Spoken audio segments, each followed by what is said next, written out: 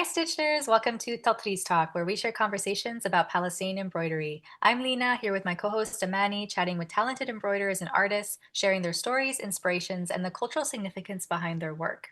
On today's episode, we are chatting with Joanna Barakat, a artist, founder of the Tatreez Circle, and now an author. Welcome to Tatreez Talk, Joanna. We're so excited to have you. Hi, thank you so much for having me on. Oh, Joanna, it's going to be such an incredible conversation. We're so excited. For our listeners, Amani and I were very lucky to meet Joanna in real life. And so we It was a are, year we, ago, by the I way. know, I know. And we knew a year ago that we wanted to have her on the podcast. And now is just like the perfect time with her upcoming book. So we can't wait to get into all of the things. Joanna, we always like to start off by asking our guests to learn a little bit more about you and your family's connection to Palestine. Would you mind sharing some? Yeah, sure. So my family's originally from Khalil and Jerusalem. My dad was born in Khalil, and when he was a baby, after 1948, his family were displaced to Jerusalem. And he grew up in the Old City in Jerusalem, and the Old City actually plays quite a significant role in our family because that's where my dad also started his business. And on my mom's side, my teta was born in Jerusalem. And then during the British Mandate period, she was displaced to Jordan. After she got married, she moved back to Jerusalem. And then during the Nakba, she had a few kids by that time. And then the Nakba happened and they got displaced again back to Jordan, to Karak.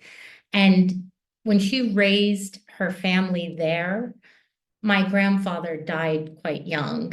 And she had 11 children, and she raised them in Karak as if that household was in Jerusalem. So they weren't allowed to speak with a Jordanian dialect. It was only the Jerusalemite dialect that was spoken in the house, the food, everything. It was as if she never left Jerusalem. And so my mom was born in Karak. And when she married my dad, they moved back. I mean, he was living in Jerusalem at the time, went there, met her, she moved to Jerusalem. And that's where my older brother and I were born. And then we moved to Los Angeles when I was maybe a toddler, around 1.5, 2 years old. And yeah, that's our connection to Palestine, or at least our rootedness in Yeah. And so Palestine, what was Palestine. you were born in Palestine, grew up in LA, but you grew up going back and forth, right? What was that like for you? I went to Palestine only a couple times as a Okay. kid. Okay. It was a shock going through the Jisr, the bridge between Jordan and Palestine at that time. It's not, I mean, now it's pretty horrible. It's a humiliating, horrible experience. But back then in the 80s and 90s, it was really horrible. Mm. Um, and I remember that really clearly. And then as in my college days, I went back a lot more often. Mhm. I made a film when I was at Central St. Martin's about the imposed borders. That was the time when the wall was being built. So I went Mm. back a few times for filming. And then again, when I was doing my master's, it was about Palestinian street art. So I went back a few times then to take photos and do research. Um, so after that, after the uni days, I still went back just to visit family and to be there, Yeah. really. And now that I've got kids, I've taken them a couple times too. Our last time was right before COVID when we went. Oh, that's so beautiful that you're able to do that with them. And you've always been an artist, as you mentioned. Art is, and we know, Lena and I know from talking to you that art is a big part of your family, as well. Can you share with us not just the your journey as an artist, but when did the trees come into play in your artistry journey as well? Sure. Yeah, being an artist has always been part of my life. And art, my dad is also an artist. He's an abstract artist and he's an antiquities dealer. So we grew up in an environment surrounded by art always and culture and our family days out were to museums and galleries.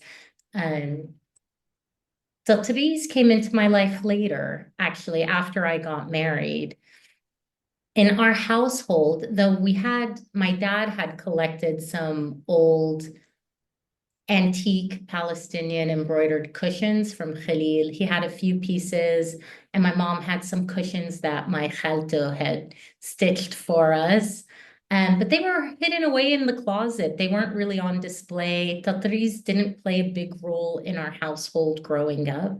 Hmm. So after I got married, my husband's family, he comes from a Falahi family. So at our wedding, his aunts were in wearing the thobe, and they still wear it till today. That's when embroidery really became part of my household. Hmm. And we have embroidery hanging on the walls that his sister has done and his mom has done. Once it was in 2017 when I started to embroider, and that was when I did my painting Heartstrings.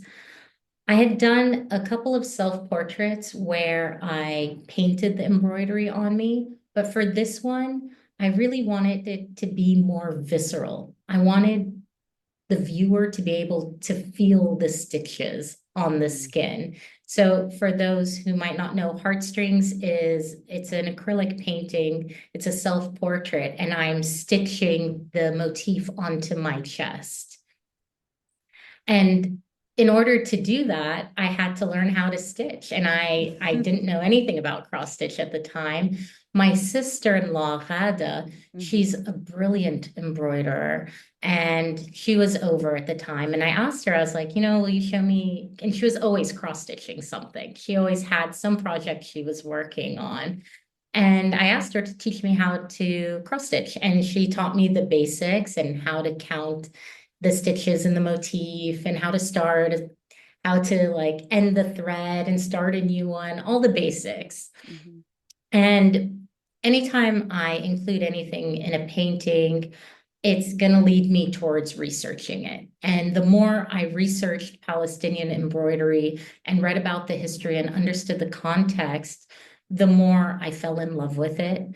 For me, I also have a media background. So the idea of motifs being a storytelling device, a language in itself, an indigenous language was really fascinating for me. That's what really captivated me.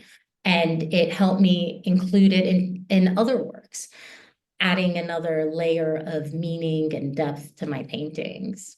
Hmm. We love Heartstrings, and shout out to Ghada. We love her too. Her Yes. work is Yeah. Oh, gorgeous. Like, seen it firsthand. yeah, mashallah, Joanna, your Yeah, you house, should see I what she's feel. working on now. She's working on this massive piece. It could easily fit over a king size bed. Oh, Like it's you huge and it's have to rows show of us. embroidery. Please, please, Definitely, please when it's post done, it. it'll Oh, for sure. هذا That's ما شاء الله amazing. عليك. Like, Okay, Yeah, wait, she can is my Tatriz mentor.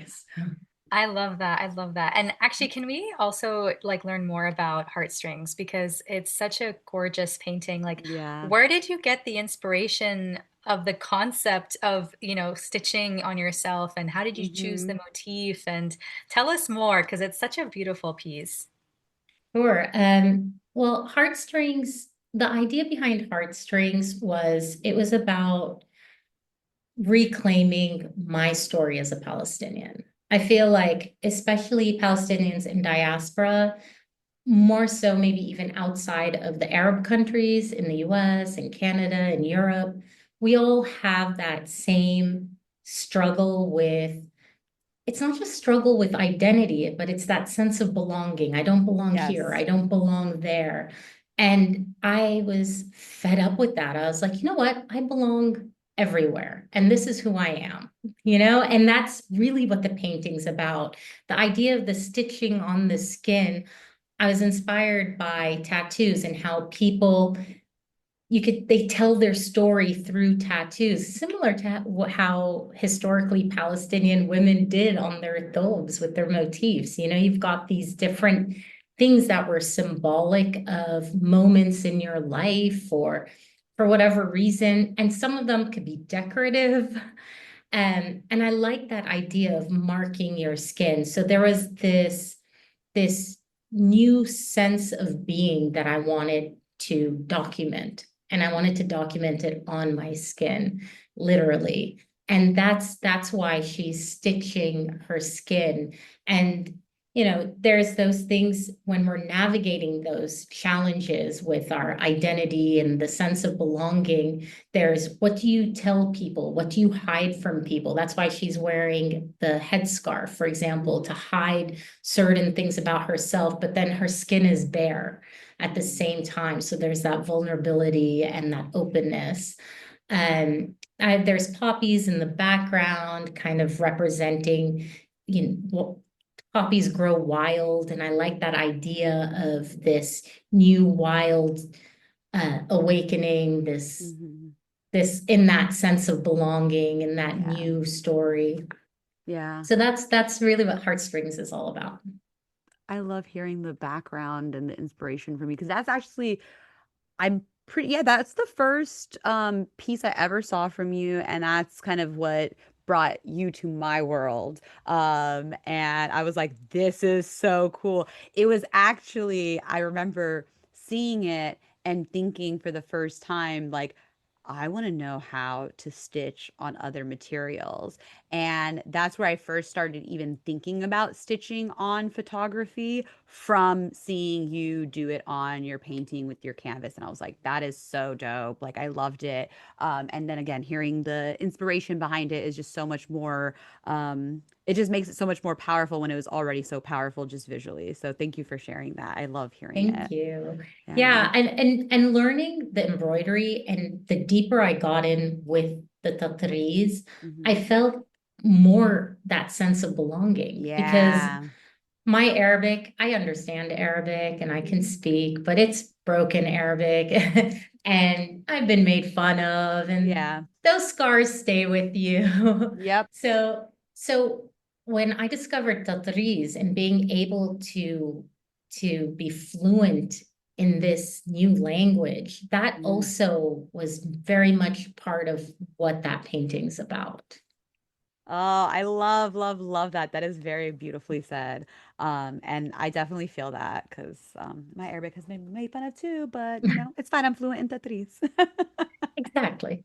So I'm curious, like, because like I said, that was the first piece the first piece of your work that I saw that like drew me to you. And I'm curious how that work of bringing your existing artistry and then bringing in this new medium of Tatreez, how did that start changing your art and like what did that open up for you beyond kind of that personal identity connection? Well, it opened up more avenues of exploration in looking at how I approach the medium. So there's works where it's painting and there's embroidery on the painting. There's works where it's just embroidery. So how do I explain an idea through only embroidery? So this brings us back to the language, right? Mm-hmm. So I have a piece called Water Spring, and it's about the water restrictions in Palestine, and it's only embroidery. There are other pieces where I've got the mix. So what happens for me, my process is I get an idea or there's something I want to talk about in response to something, right? And then it needs to haunt me. It really needs to kind of eat at me and bug me because I'll write down ideas, but if it doesn't follow me everywhere, then Mm-hmm. I don't make the piece, Mm-hmm. right? And while it's haunting me, I'm picturing it. The images start coming. And Mm-hmm. sometimes there's subtlety, sometimes there isn't. Not every work Tatreez doesn't work in every piece. Um, and yeah, and then I think, well, what is the right application for embroidery in this work? For amulet, I did couching embroidery. It felt more appropriate for that piece. Mhm. Yeah, I don't know that if I makes sense. answered your question No, with no, that. that totally makes sense. That totally makes sense. So shifting a little bit, I want to talk about the work that you started doing kind of more publicly in the Tatreez world. Specifically, I think starting with the Tatreez Circle, which I think anyone listening to this podcast is definitely familiar and 100% probably already following the Tatreez Circle. But I'd love to hear a little bit about how that came to be, because it does play a huge role in our overall Tetris community, which is really exciting. It's wild to hear that. Yeah, when I first started the Tatreez Circle, the Instagram page, I had no idea that one, Tatreez would become so popular because at the time I started it, it still wasn't as popular, and that there would be such a following, and it's wonderful. So it really started with a phone call from a friend of mine in Dubai, Dina Yazbek. And she called me asking me, this was in 2018. So after I did heartstrings and I'd done a few pieces with embroidery, I'd already began researching it and understanding its history. So she calls me, and at that time, her daughter was really young. And she goes, Joanna, do you know anything about Tatreez? And I was like, yeah, yeah, I know quite a bit about Tatreez. And she's like, because I'm really worried that when my daughter is our age, Tatreez will Mm, become irrelevant. It'll be something of the past, and people won't know how to make it anymore. mm, It'll be one of those things that are just an artifact. mm. And I told her, well, and she asked me if I was willing to teach her how to embroider, and the idea of hosting a workshop at her house came up. So that was my first workshop was at her house, and it was very rough. But it had the same format of my workshops today, which is a presentation on the history. And I explained to her, I said, more important than learning to cross stitch, because you can learn to cross stitch from a YouTube video. What's Yep. really important is understanding the context and understanding the history, because this is what gives the Tatari's meaning, is understanding what it is and why it's important. Yes. And then so we did that workshop, and she started to organize a few other workshops in Dubai. And I started teaching at Tashkil in Dubai and then at 421 in Abu Dhabi. So I needed an Instagram page to advertise the workshop so people would know when I had a workshop. And as I was researching and learning new things about Tatreez, I wanted a space where I can share that, where I can nerd out on Tatreez and share that with everyone else. So so I asked her, I was like, well, I want to do this Instagram page. What do you think? And she's like, yeah, you should definitely do it. And you can call it the Tatreez Circle. And I was like, the Tatreez Circle. She was part of this a community, a group that called the Cookbook Circle in Dubai. Hmm. And because Dina's very much in the food space, she's a food recipe creator, and that's really her passion is in the food space. And so I was like, yeah, sure, the Tatari Circle, that sounds great. It had a good ring to it. It made sense for what I was doing. And I wasn't that, like I said, I didn't realize that it would grow so Yes. much.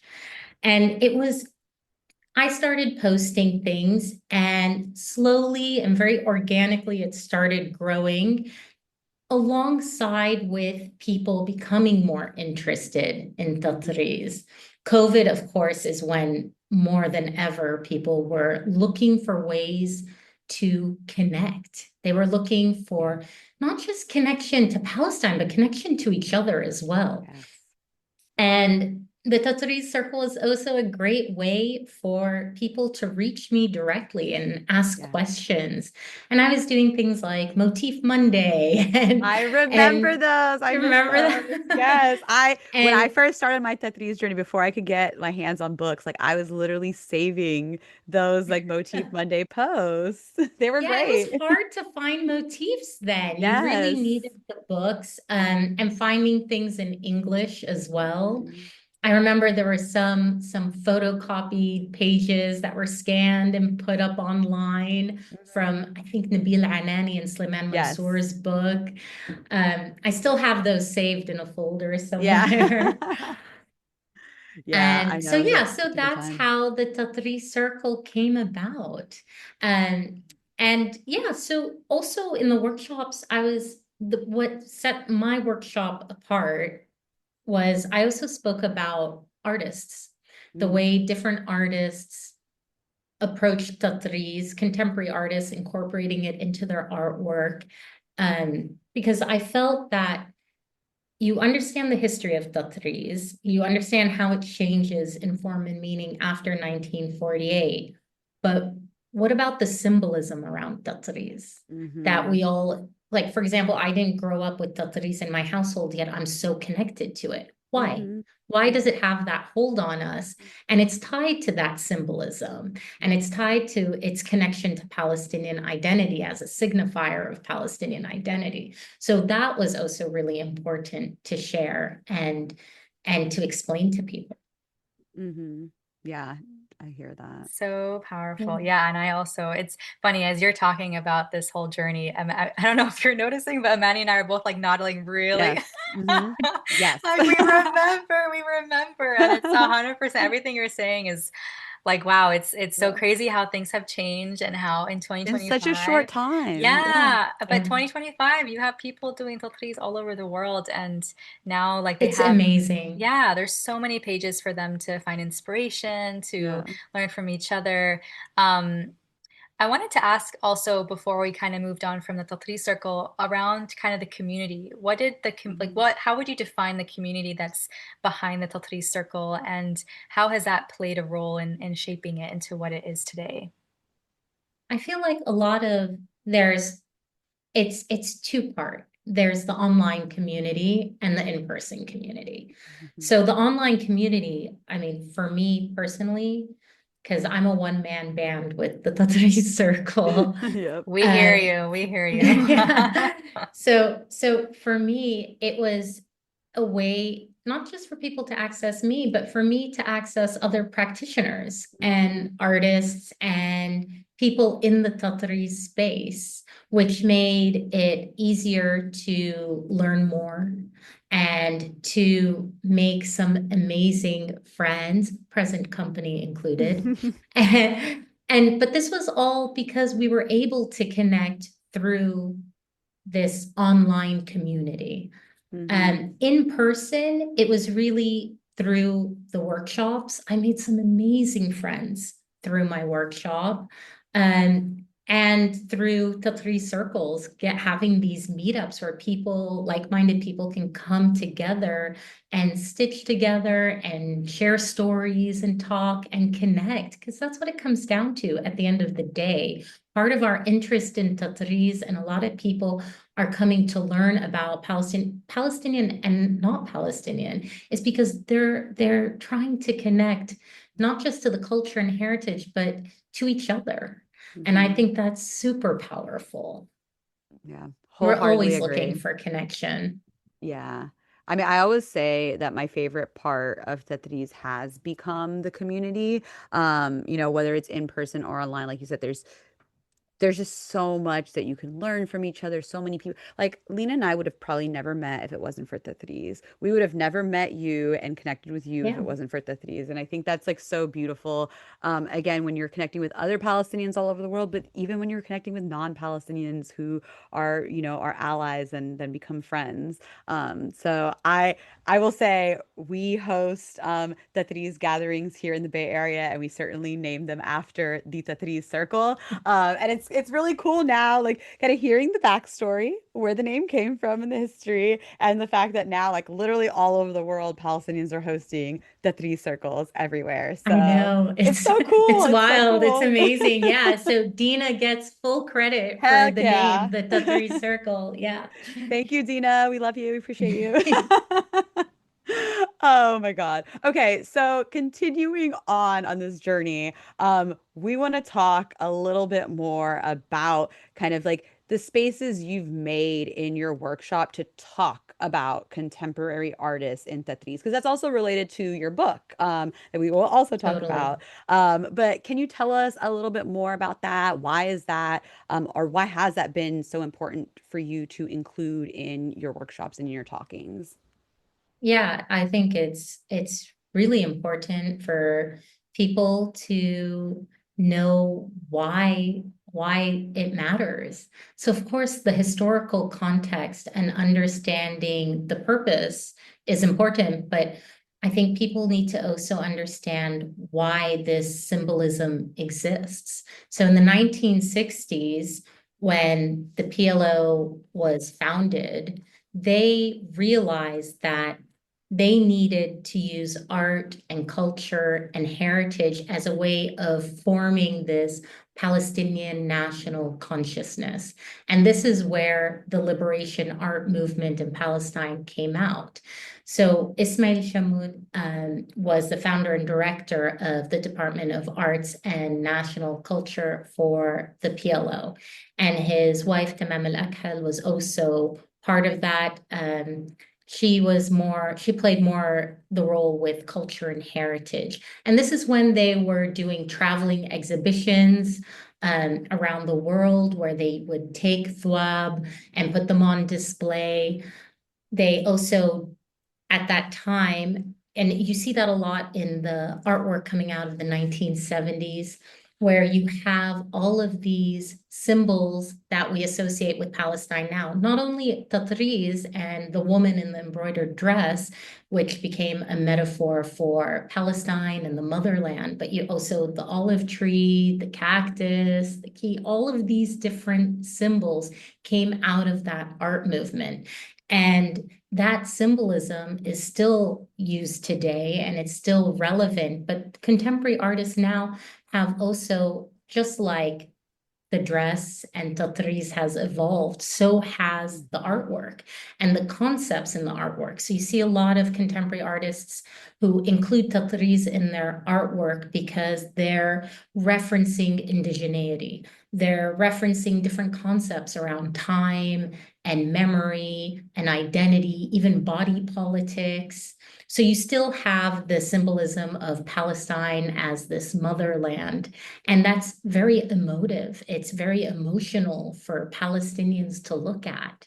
And I think for a lot of people, when they see embroidery on a cushion and they get that, oh, there's something there that feels like home for me, they have to be able to understand that link and the impact and the important role that art plays in that. And I haven't heard this conversation in the Tatri sphere, right? Mm-hmm. And we talk a lot about the history and we talk a lot about how the dresses were worn and what the different motifs mean, but we don't really talk about how this symbolism was created and how it's maintained. Yeah, I like the what you're saying is like, we do talk a lot about the past and the history and the tradition. It's really important to know that and to remember that and to acknowledge that. And I like the idea though that the trees continues to evolve as art continues to evolve, and seeing that evolution Absolutely. is Yeah, exciting, yeah. is really And exciting. these are the culture creators. And they always say that history is written by the winners or Yeah, yeah, yeah. whatever. I sure, maybe the history in textbooks, but Mm, the real history is in the artwork. This is what's documenting culture. And I think it's so important, this documentation of the art, of the embroidery, of all of the things that are being created now. And this isn't just, famous art or the kind of art you see in galleries, even the art and the embroidery people are making and they create their Instagrams. this is why I love sharing these things on the Yeah. Tatreez circle, is because it's documenting.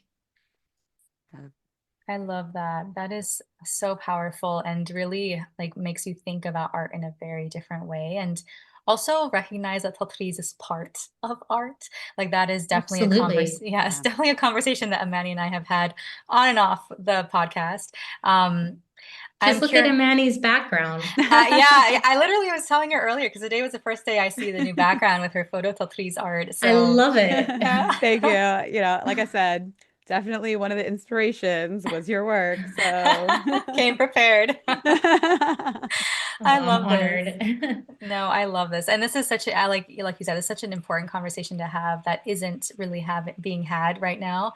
I'm curious if you wouldn't mind sharing some artists or works, like specific artwork that you've seen that's really influenced kind of your thinking about mixed media, your thinking about Tatreez and its role in art and documenting what's happening in life in general for Palestinians. Are any like does anything come up for you when I ask that kind of question?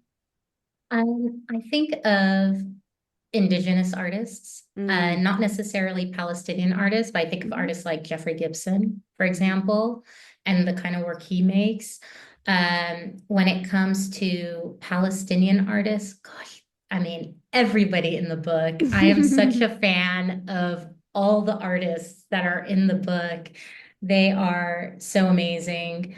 I am constantly inspired when I see, gosh, I mean, it's hard not to be inspired by people using embroidery in ways that sometimes you're like, oh, I didn't even know you can make that. Mm, Um, Yes. Deborah Mullins is in the book. She's actually one of the, I think she might be the only artist that's not Palestinian or part Palestinian in the book. She's English and she's passed now. She What passed away in 2020, but her artwork is all couching embroidery. She was so inspired by a trip that she went on to Bethlehem, and I remember seeing her work and being like, I need to learn couching embroidery.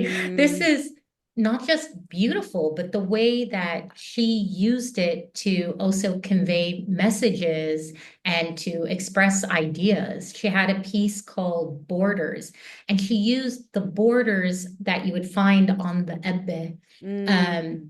and those borders, she made a piece where it's just a bunch of borders and beautifully couched borders. And it represents the different borders in Palestine, these imposed borders of the occupation in Palestine, with a meandering black couched line throughout Mm. representing the wall and how it just makes no sense going all the way through the West Bank. So I thought, wow, this is it. This is exactly, I love that. I loved how she used Tatreez in a way that communicated these ideas, but was still honoring the heritage, was still using old techniques that she learned on her trip in Bethlehem. It was just so wonderful. So that's one example. And then there's artists like, for example, Larissa Sansor, who has touches of Tatreez in her films. I mean, here's a little tidbit about me. I'm a big sci-fi nerd. I love her films. I think they're absolutely brilliant. She makes these dystopian style films about Palestine, and conceptually they're brilliant. Mhm. But she approaches Tatreez almost like this remnant of Palestine, this artifact of Palestine. But when she brings it into her films, she makes it so relevant. You know, it becomes part of the conversation. And a lot of people were like, we didn't realize that she used Tatreez in her films. But once Mm. you see it, it's all over. You know, she'll, like, for an example, in Nation Estate, there's Tatreez on the costume. There's Tatreez, the tile of the marble floor has a big star motif on it. It's all over. And you see it in her other films too. So this sort of subtle use of Tatreez in such a conceptual and intelligent way. I could go on and on about so many artists. This is, yeah, I don't think we have enough time in this Well, podcast. that's why you wrote a book, right? Yeah. Yes, exactly, exactly. So maybe this is a very natural, easy, obvious transition. Tell us all about the book Narrative Threads. We're so excited. Yeah, so Narrative Threads, it's all about Palestinian embroidery and contemporary art. It's published by Saki Books. It'll be out in July. Super exciting. And then in the US, it'll be out in October. Oh boy, where to begin with this? So there are 24 artist chapters. In the introduction, I also talk about the history of Tatreez and the history of Tatreez in art. And I talk a lot about other artists. There's a lot of amazing artists that are mentioned also in the introduction. And there's 3 essays, one by Wafat Naim. You all know Wafat really well. Her essay is about Tatreez as ceremony. So looking at the ethical stewardship that needs to be done in order to prevent misinformation or appropriation. It's such an important essay when it comes to how we transmit stories and information relating to Tatreez. Dr. Tina Sherwell has an essay in the book. It's looking at the thobe as the metaphor of the motherland. A little bit about what I described earlier with the liberation art movement. And there's another essay by Rachel Dedman, and I thought it would be very interesting to bring in a curator's perspective. It's when a curator is curating an exhibition, and Rachel Dedman did these beautiful exhibitions on Palestinian embroidery. And in the exhibitions, she had contemporary art. So I wanted to understand how that worked into the story she was telling with her exhibition. So that's what that essay is about. It's about her inclusion of contemporary art that has Palestinian embroidery in the material power exhibition that she did. And then there's the 24 artist chapters about different artists and the role the Palestinian embroidery plays in their artwork. Mhm. How did you kind of come to connect with a lot of these artists? Because you have artists from all over the world, all over the global diaspora, and while they're all contemporary artists, they have different styles too. So I'm curious about the connections that you made and how those connections came to be. I slid into their DMs. I just, it was a lot of bugging and calling and emailing and DMing. Instagram was actually great because most of the artists are on Instagram, so it Yeah. was really easy to connect to people directly that way. With a lot of the artists, I knew many of them, and there were Yeah. people I was already in contact with. There were just a few where it required a little bit of chasing, a little bit of Hmm. just persistent bothering until they gave in. Yeah. But it was over the past 5 years. It Mm. started when I first got the idea to write the book. I thought, if I'm going to do this book, I have to have Nabil Anani and Sliman Mansour in it, you know? So on this last trip that I mentioned earlier to Palestine, I met with them, but it's actually kind of a funny story. Nabil Anani's son had coordinated this meetup, and I was supposed to meet them at Nabil Anani's house in Ramallah. So Sliman Mansour and Nabil Anani were waiting for me, and I was in Jerusalem, and I was with a lot of family and friends, and we were all on one big tour bus, and it was quite an ordeal getting from Jerusalem to Ramallah with so many Imagine. people. And eventually, 5 hours later, I got there and they were so upset. I was getting phone calls. Sliman's annoyed. He's upset. It's been hours. Where are you? I'm like, I'm coming. Please tell them to wait. I promise that it's going to be fine. I'm nearly there. I finally arrive and I've got the Zaman Mansour and Nabil Anani, who I have looked up to my whole life. And they were sitting there really kind of annoyed and upset. I made them wait for, understandably so, because I had made them wait for so long. And I sat down and I explained who I was and what I was doing and about, and once the conversation switched to Palestinian embroidery, they both lit up Mm. and the vibe changed and we just started talking and I was there, I can't remember, for a while. I was there for at least an hour and they were telling me all about what they did and how they, the research they did for the books and all their work they did with different associations and putting the embroidery and its importance in the artwork. And it was just such a wonderful conversation. And once I knew that they were happy to be part of the book, that's when I started reaching out to all the other artists. Ah. Um, but I had to. I still till now I feel so embarrassed for making them wait for so long. And yeah, and then I started reaching out to all these other artists. And now the book is at the printer, it's getting ready, it's being published.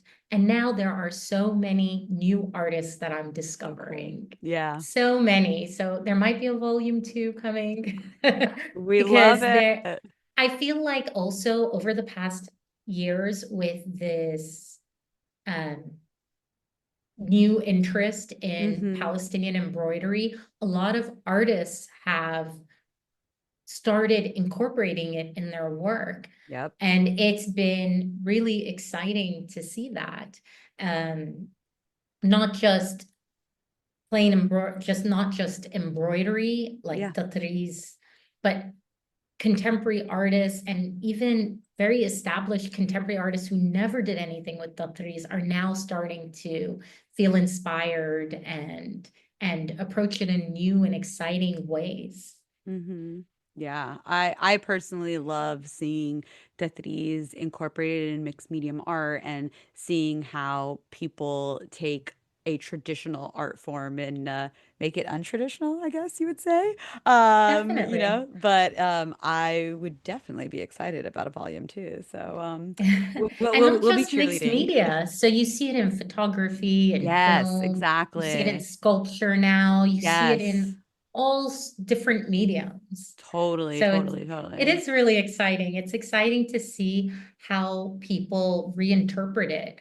Hmm. There is another artist who is doing stuff with embroidery, and she's doing like futuristic things that have to do with um, in coding and all Mm, kinds of stuff that engineering and mm, Tatreez. And you're mm. like, oh, this is amazing how you Yeah. can take something that for a lot of people is stuck very much in heritage Yes. and in the past.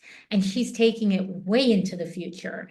And that's what I love seeing. I love seeing people just really reinventing Tatreez in their artwork. So of course it has a place in heritage and it has a place there. But just like in every art form and in fashion and art, there is an evolution. So it's nice to see where Tatreez is going and that it still holds impact and symbolism and can carry concepts and ideas. Yeah, So definitely. good. So good. So where can everyone find this book? Tell us all the places. You should be able to find the book anywhere books are sold, hopefully. Perfect. You can order it, of course, directly from Saki Books, the publisher. You can order it on Amazon, although I Mhm. would definitely order it from Saki. Yes, yes, Yeah. yes. We'll post some of the links in the Yeah. show notes for Yeah. sure. For And you Yeah, should sure. yeah. definitely ask your local bookstores to If, order it yeah, if Yes. you can. absolutely. And Ask your local bookstores to yeah. order it, Yeah. definitely. Okay, if I what's the like what's one, I'm sure there's a million takeaways from this book, but what's one takeaway that you really want readers of the book to walk away with? And the impact of the embroidery in Palestinian art. I mean, you see so many different examples of how it can be used to communicate different concepts and different ideas. I mean, for me, I started off with Palestinian embroidery as a language, and that was a big focus of mine. And then it became actually, we can use Palestinian embroidery for connection and creating and fostering this sense of connection. And for a lot of these artists, they are using Palestinian embroidery in their work to communicate so many different themes and ideas. So embroidery historically was a tool of communication in the way that it communicated this localized identity on a thobe. And now it's still in the artwork being used as this tool of communication to communicate these concepts and ideas.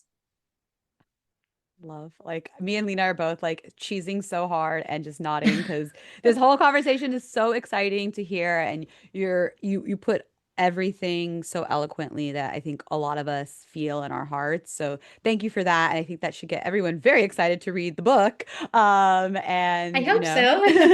I think it should because I'm very I've excited to got get my I've hands got on so it. many close friends who are like, we can't wait to get your book and put it on our coffee table. I'm like, please read You're like, it. read it Please, please. first. Yes. Don't Put worry, it on I your will read coffee it first. table. I love that. I'm so flattered, but please read the book.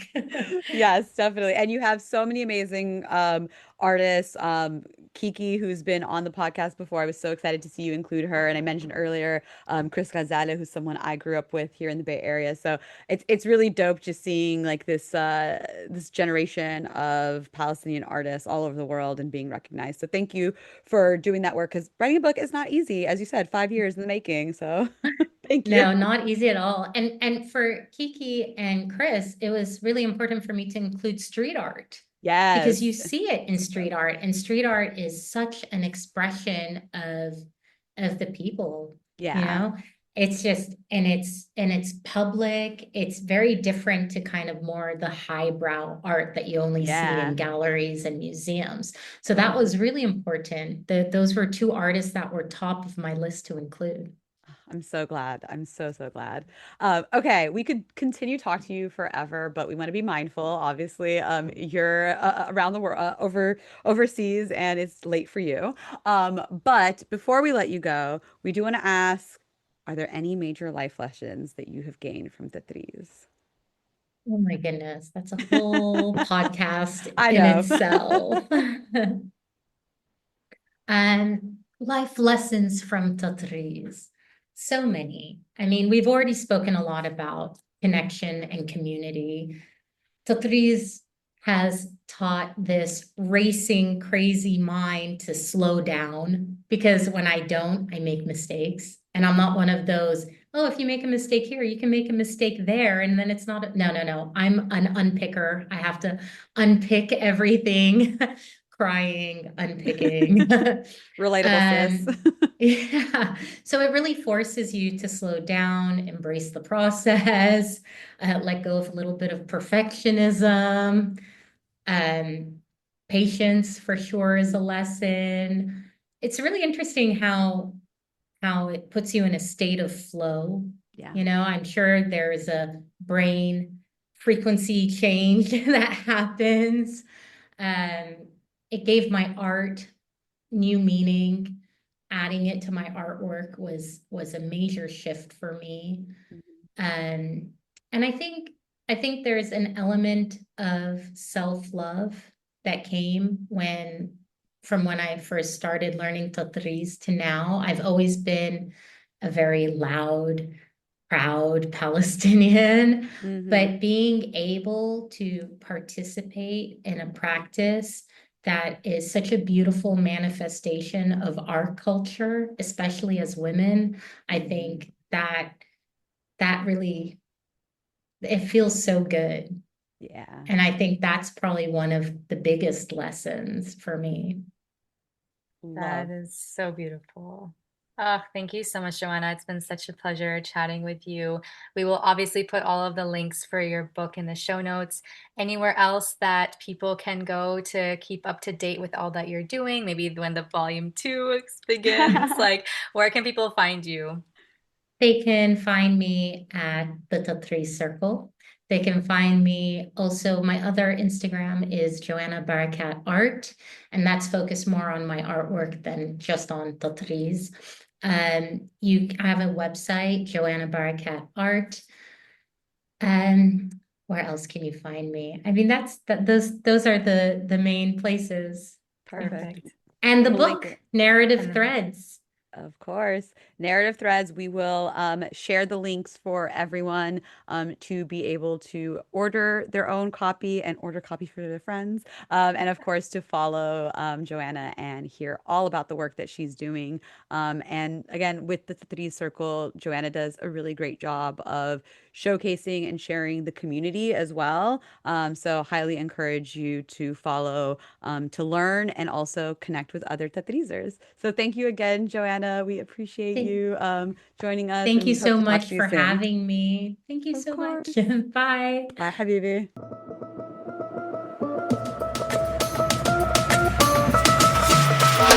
it's so good to see another book about Tatreez come into the world. We need more.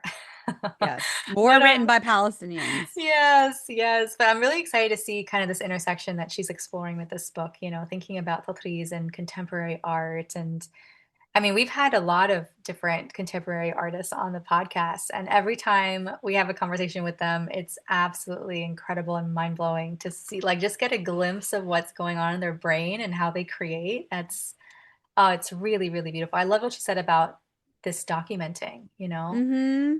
Mm-hmm. Yeah. Yeah, no, I agree. I say this a lot, but I am very in awe and inspired by all the different artists in our community. It's really beautiful to see and it's exciting when they are highlighted. So I'm glad that Joanna is able to do that through this book.